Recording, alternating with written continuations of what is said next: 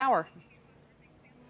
And that optimism is building, Kelly, as negotiators are nearing the final stretch of talks on a stimulus package to lift the economy based on the proposal put forth by Senate Majority Leader Mitch McConnell last week. Reuters reporting that airlines are set to get about $65 billion in grants and loans. This is something that the industry had wanted, saying that it didn't need just more debt because of its deteriorating cash flow.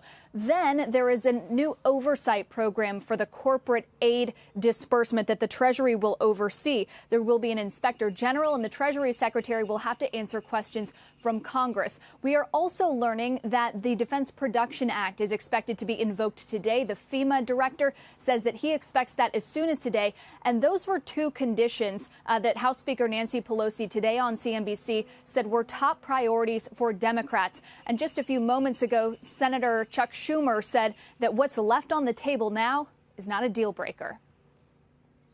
Last night, I thought we were on the 5-yard line. Right now, we're on the 2. As I also said last night, at this point, of the few outstanding issues, I don't see any that can't be overcome within the next few hours.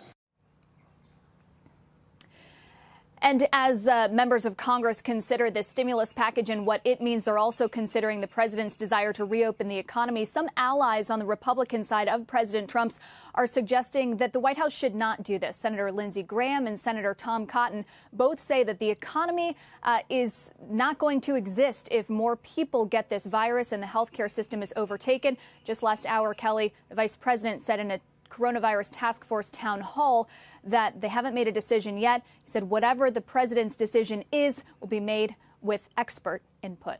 You know, Kayla, to that point, we have, I don't know what to call it, commentary official statements about maybe moving along in terms of reopening the economy. What is the word or the thought process about something like that, as far as you can tell?